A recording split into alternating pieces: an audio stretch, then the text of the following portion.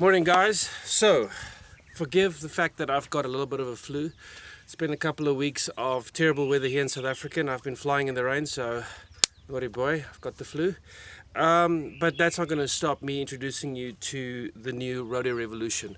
I wanted to take this opportunity to show you how it comes in the box and what you can expect when you buy one of these. Some of the extra options that we've tried to put into the specification, out of the box specification. And then if you guys got any questions, come back to me and we will hopefully be able to sort you out. So without further ado, let's dig into the box. Alright, so this specific version that I got here comes into what they call the top 80 box. Now you do get a much smaller soft carry box, or bag at least, and that is very popular with the guys that are trying to save some space. But for the top 80 box, it's a bit more expensive. It's the same boxes that we used to ship the Nirvana Instinct in, but the advantage is that if you do take a box like this, you would be able to have more storage space, because this unit is quite small, a lot smaller than the Instinct, and there would be extra stowage space for your helmet. You can even get your glider in there if it's a small enough glider, and you can just pack it up nice and small. So a bit more storage, but then everything fits into one box. So let's just open the box and see what's inside. Opening up the box, basically like that, and then that reveals the Rodeo, and basically you just unlatch. This holds the motor down onto the bottom end of the box. You got your manual in here. Gonna put that one side, and I guess single hoop frame, single loop frame, or single folding frame. Different people call it by different names. Got the frame, got the prop. Okay, so I'm going to basically unpack everything onto the table, and then we're going to start with the assembly.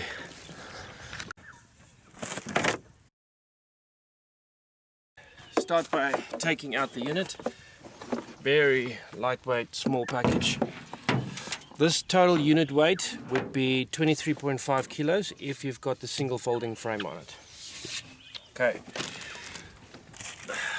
Engadget comes in a little separate pouch, pocket. Got your, basically this is the charger, the car charger, your reduction belt, tightening spanner, and then basically the prop screw, prop spanner that you use to fix your propeller to the upper pulley. All right. So here the harness is still inside the plastic wrapping, obviously. So I'm just going to make some space here, and I'm going to take the harness out. Get that out, see what it looks like. It's going to unfold completely, not like that. Made. And the harness, it's already got its reserve chute mounted at the bottom. Note how small that is. That is tiny. This thing, the container is actually too big for the reserve chute, I would say. And that is the new escape rescue chute, as they call it. Takes up to 105 kilos, but you can order a size up to 115. I personally prefer the 105. It's very small. I think it weighs only something like 1 kilo, which is a great weight reduction, I would say. Alright, and we're going to get to the harness a little bit later when we put it onto the machine. I think next up would be putting the frame onto the unit.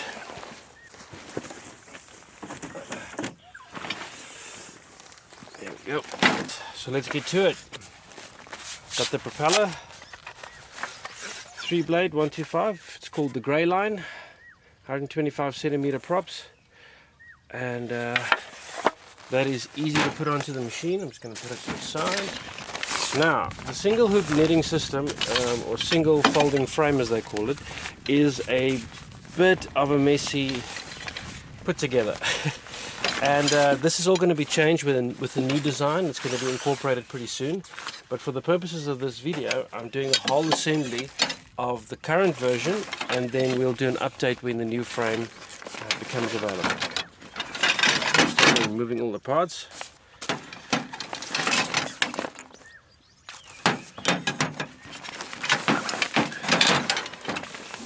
What I do like about this system is the fact that it folds up very small, something that you could compare to the F-Lite.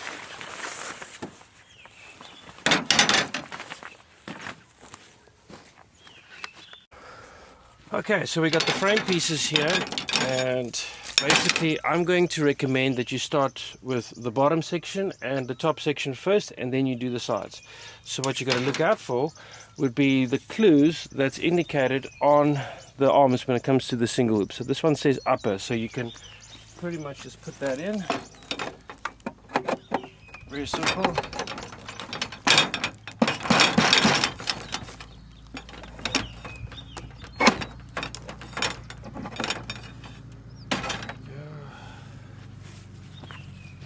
Then the lower pieces. The lower pieces are separated. So this one says bottom left. Okay, bottom left. This is left. Place. Bottom right goes into place. Put these two together and you're going to cram this in. But what I'm going to recommend is that you put a little bit of lubrication on your like WD-40 or something, because these pieces actually they go together quite nice and tight. It's a nice comfy fit, and I would say that it's quite hard to take it apart, and I'm going to be taking this machine apart pretty soon. So I'm not gonna squeeze this tightly together. All right, so this would be, it says right, get to the right end. Very simple to put together.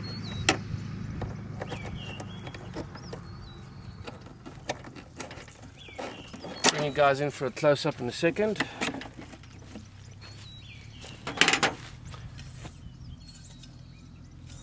Yeah, indicated as left. Okay, left.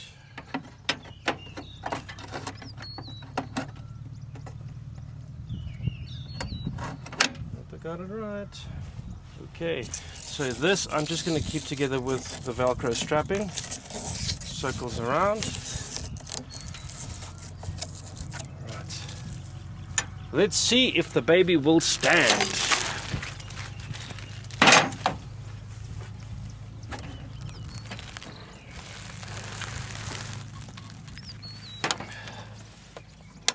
Eureka! She stands.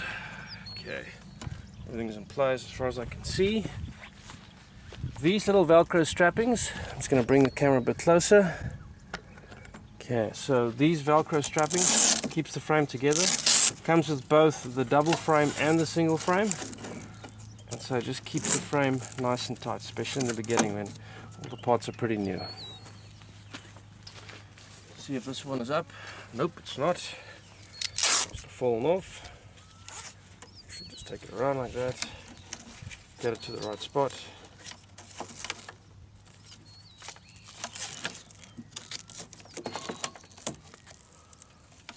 Right.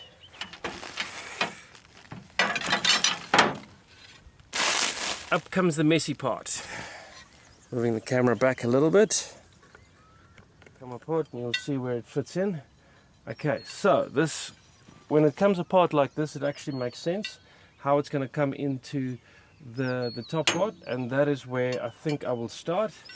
So I will put it on this side. Obviously you want the netting not to be sucked into the prop, so I would actually go on that like this.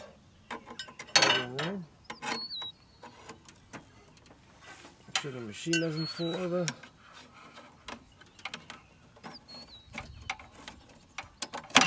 There we go, pops in.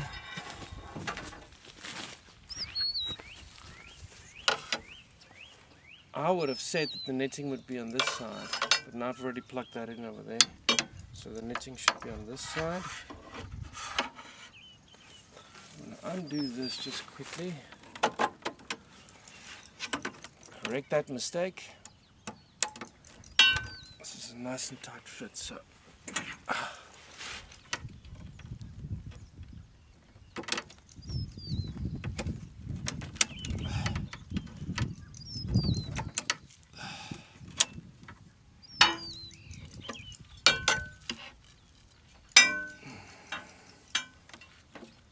helped if it was a taller guy.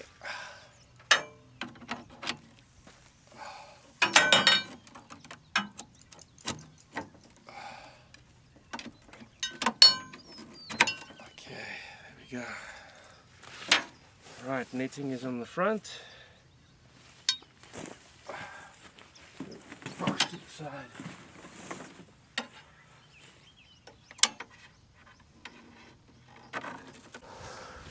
Okay, so we continue over here.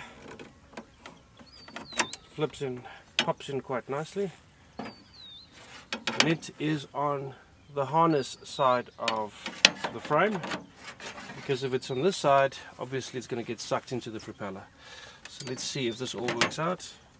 Which one's going to be the best way to do it? I actually think that I'm just going to lay it flat for a second while popping that bottom section in.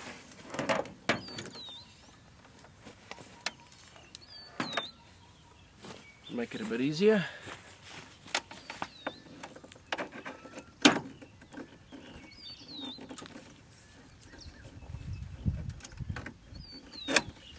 we go. Simple as that.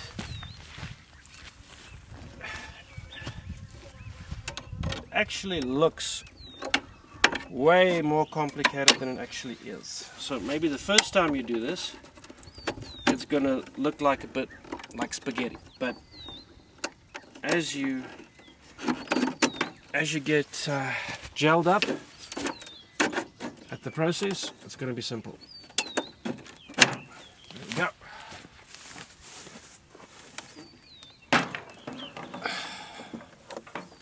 Popping it up. Double loop's done. Okay, I'm going to bring the camera a bit closer again. See that shows quite nicely. All right. Now comes to the netting. And now I can understand where people come from when they say that they like the double frame, which is just a 4/4. You stick them on, you put the Velcro sticks on, slap the Velcro on to tighten the frame, and Bob's your uncle, like 3 minutes and you're ready to go. It takes a bit longer to put the prop on with the rodeo section, but this takes a bit longer, admittedly so. But the weight advantage and the feel of this frame when you're using it, to me, is worth the extra bit of effort. Now these two actually fit in to each other, and I'm going to have to lower the camera so you can see what actually happens. Bring it over here. Bring it down.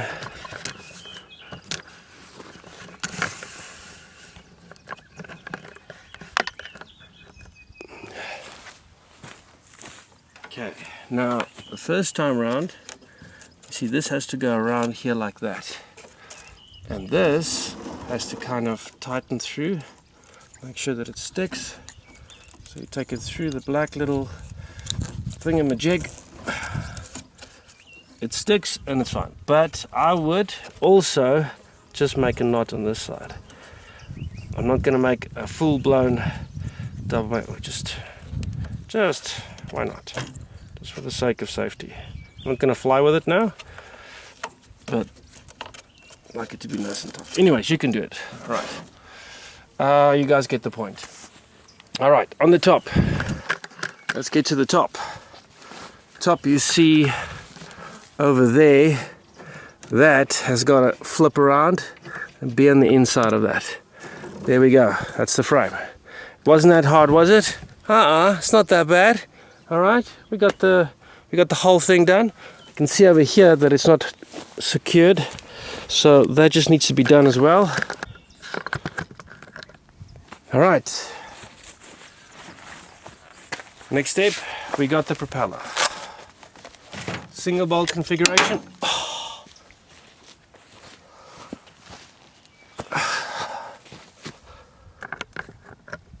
All right, single bolt configuration. Now this is the nice thing. In the old rodeo, you had the 6-bolt system where you had to put in every bolt separately. And now you've got the nice instinct system. Man, I can tell you, it really is worth every penny to have this. It's a more expensive system, but the amount of hassle it takes away is just tremendous. Okay, so this little the cover plate that goes over the bolts. I'm going to bring the camera closer so you guys can see. Have a look at that. You see over there, those little, this has to be flush when you, it has to be flush when you actually tighten this thing up. If it's not flush, it will come undone in the air. You'll start developing a heavy vibration. And if this thing comes off, I've had a pilot that his propeller went all over the place, and one of the propellers actually went through his wing, and the engine starts running away because it's an electronic engine, so the RPM is just going to go through the roof, and eventually you'll have to be accustomed to the safety procedures, and I'm going to talk you through that as well. So when it happens, when you accidentally start this engine, or you lose the propeller in the air for any reason, could be a bird strike, could be anything, if that happens in the air and you try and push the kill button and it won't stop the engine, then you've got to immediately go to the primer and just keep on pushing the primer until the engine dies. Okay, if you don't know what the primer is, if Nirvana is such a new thing to you, right over there, that's the fuel primer. So we prime our engines before we start them up. Okay, so now that we've got the propeller on, you use the spanner. This is the spanner, and it basically goes over the bolt, the single bolt, and you just tighten it up. Now a lot of people ask, how tight should that be? How much pressure should I use for that? And we use, I can tell you 22 newtons, but the easiest way to understand it, if you're in the field, is just don't tighten more than it'll take you to do it with 2 fingers alone. So when you're doing it like that, if you can't don't tighten it with more than 2 fingers, because the pressure becomes too much, then you know you're overdoing it. So don't overstress this bolt, just 2-finger tightening it up. Okay, spacers. Alright, this is something new to the USA. I know the previous importer did not like to promote the spacers, but the thing about the spacers is that you could fly this machine in 2-blade configuration if you're looking for max performance in aerobatics or something like that, or very, very, very good climb rates. It will turn into a machine that'll give you about 30% more thrust. There's not an exact number on that, so don't quote me on that, but it is a lot more in my opinion. The downside is you'll burn more fuel, and also that you'll run the engine a bit harder, so you'll be running at higher RPMs, and you'll have to be careful not to hurt the engine by doing it doing it for too long a period. So keeping an eye on the temperature gauge is something that will be more concerning. So what we've done in specification with import to the USA and to Africa when it comes to guys that want the spacers is that we warn you when you do order the spacers that you do have to have the end gadget with at least the exhaust gas temperature sensor on it, so you could have a look if you are running the engine too hot. So it'll give you temperature on the exhaust gases, and you'll know whether you are coming close to hurting your cylinder and piston. So alright, your hot section. Okay. Let's get to the harness.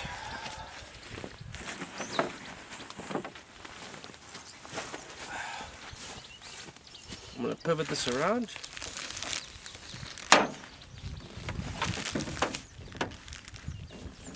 And we've done all of this. I'll show you guys a bit more detail on the sensors and the engine itself. So when it comes to the harness, it basically just pops in. Anybody that is used to a rodeo will know this same system. Nothing has changed. Same system you loved and cared for on the old rodeo. That's what you got on this one.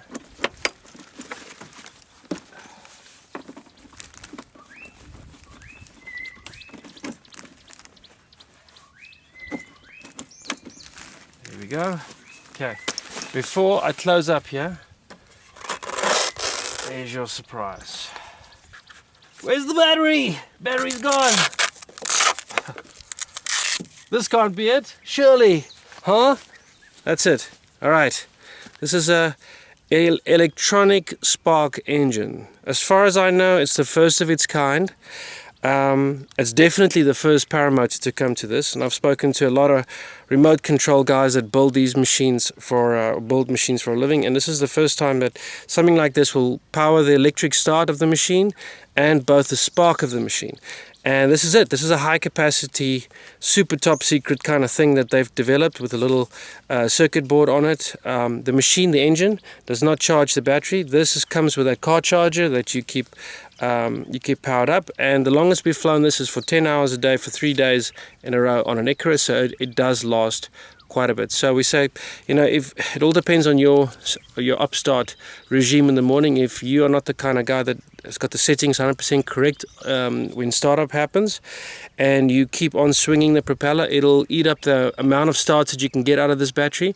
But if you are quite efficient in that manner, it could give you up to anywhere between 40 and 60 starts on a single charge. All right, it comes in a little pouch. So it used to have a huge NiCad battery up here, which is now gone. You close it up like that, comes in like that, and you just plug it in. Okay, so you know what, I'm actually going to plug it in right now. So we have instrumentation, one instrumentation, so I can show you the end gadget.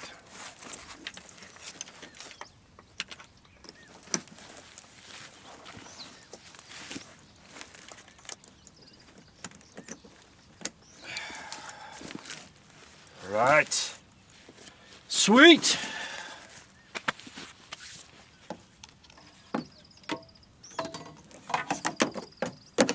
Comes the throttle, little magnet that holds the throttle. Okay, note that is the one start-stop ignition that you are used to on the Instinct and the F200. So it comes with the same ignition system because it's all a computer-controlled engine and computer-controlled spark. So the harness used to, the mirror on the side. Here is the reserve handle, the reserve chute, tiny little reserve chute under the seat. Here comes the V-strut, the rescue lines coming in behind the harness. Very nifty. It's got the light buckles as well. All of these buckles are low, and there's a chest strap as well. I love the whole chest strap configuration thing, and there were some harnesses right in the beginning that came out with without the chest strap, and these include the chest strap, and I'll tell you why that's important. When you do your pull-up, there's a tendency that sometimes if your harness is a little bit too big for you, it'll pull the chest straps away from your chest and towards your arms, and you start getting those injuries, if I can put it that way.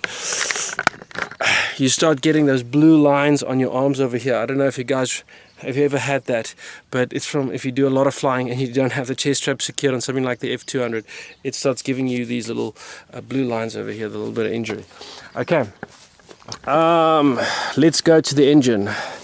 So what is different about this? Well, the major changes, obviously, from the old Rodeo, you would note, would be the exhaust. Completely different. The engine looks the same, but as we now have explained previously, it is very different. It's computer controlled.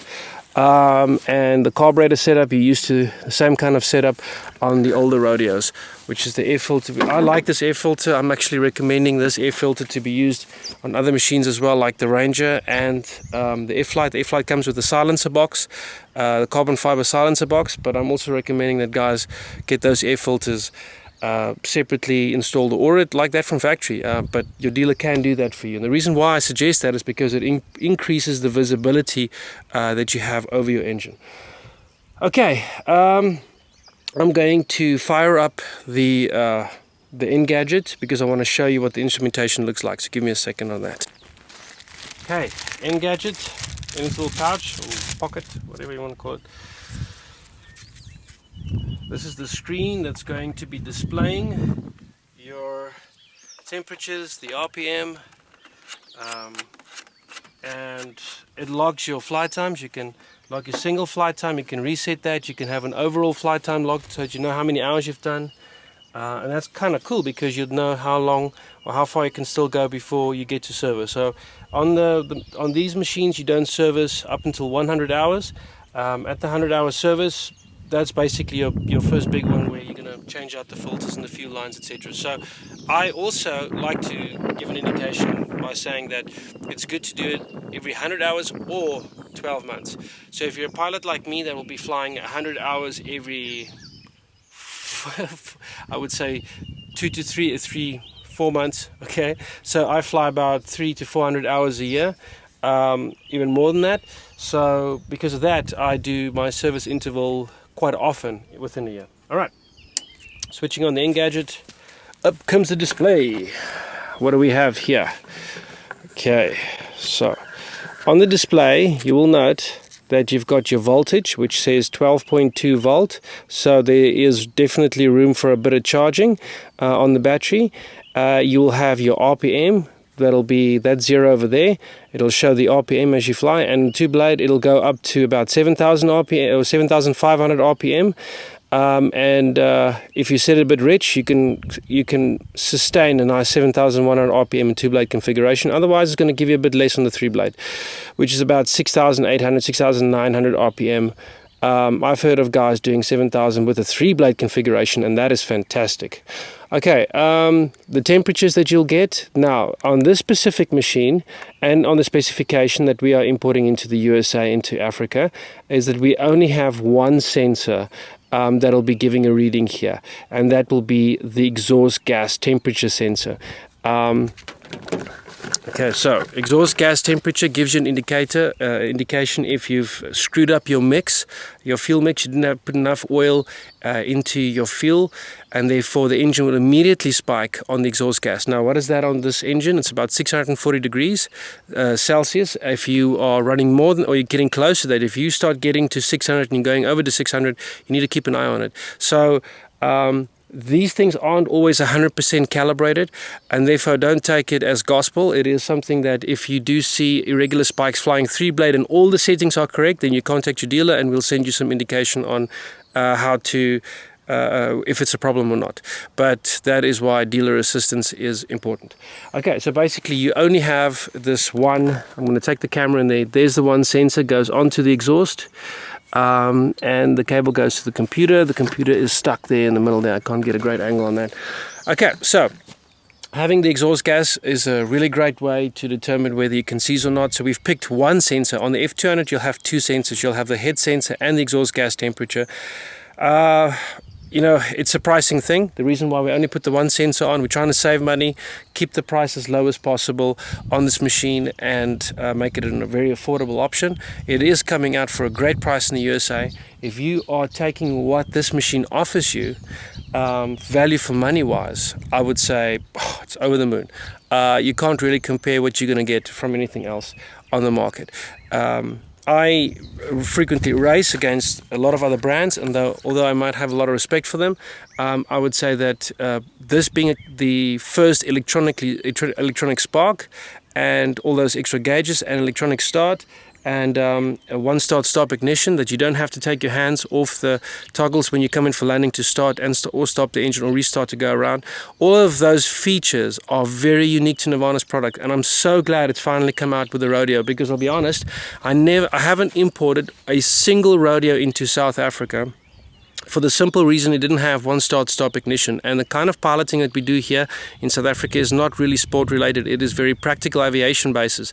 So guys were flying on their farms, they were doing security work, they were flying in and out of very tight spaces. And for me, it was really important to have that one start-stop ignition. That is why I latched myself to the Nirvana brand. As simple a feature as that is, it saved my butt quite a few times. And having that on this new Rodeo already makes it worth it, price-wise, the increase from the old Rodeo to the new Rodeo.